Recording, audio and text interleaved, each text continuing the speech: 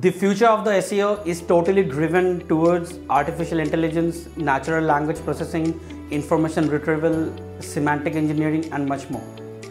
Confused? In short, in future, the SEO industry would be totally driven by all of these techniques for more enhanced content, for understanding the user behavior, for understanding the user pattern, and much more. So with regards to that, today in this episode, we would be discussing on one such AI-based SEO topic, which is known as LDA. So basically, LDA stands for Latent Dirichlet Allocation.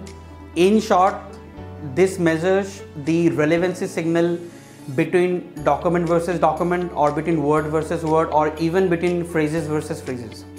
So in a nutshell, LDA algorithm can be used to compute the relevancy value in a decimal point. The higher the value it is, the more relevant the score is.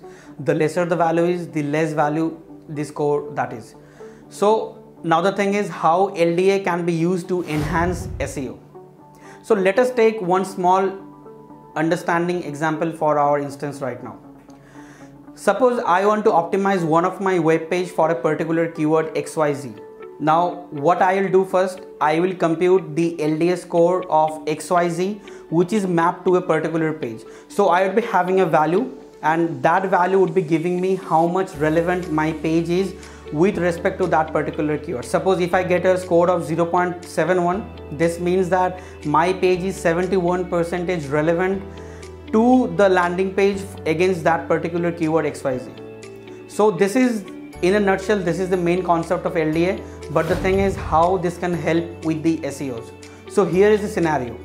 So just like taking the previous example, suppose we have measured our relevancy value against a particular page and against a particular set of keyword or a set of keywords, and also for the same set of keywords we can even measure the relevance signal for all of the competitors, for all of the highly ranked pages. Suppose for XYZ keyword, for all of the top 10 ranking pages, page 1, page 2, page 3, 4, 5, 6, 7, all the way up to 10, we would measure all the relevancy values for all of the competitors, and then we would be taking an average and aggregated value of the relevancy score for all of our competitors, and then we will measure that to our score. Suppose if we get an average value of 0.68, which means that our relevancy score is greater than the average competitors. In that case, no modification is needed to our set of contents whatsoever might be the case.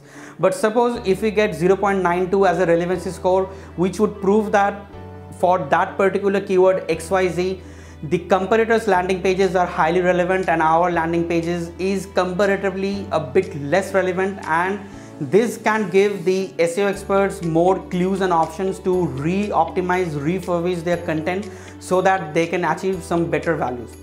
Now the question is how one can optimize the LDA score. So basically there is only two possible methods. The first one is if you see that your score is good than your average competitors, no actions is needed. The second case is if you see that your score is less than that of your average competitors. In that case, you need to re-optimize your contents by adding more meaningful variations of keywords such as the long tail keywords, phrase match keywords, broad match keywords, exact match keywords, more highly term frequency fight keywords, and by doing that you can always do an A/B testing unless you yield a better value than your competitors. And once this process is done, your landing page would be hypothetically having a better relevancy score compared to your competitor scores. And in the concept of semantic engineering or artificial intelligence, Google spiders or web crawlers would tend to provide you a better ranking value as compared to your peer competitors, because your relevancy score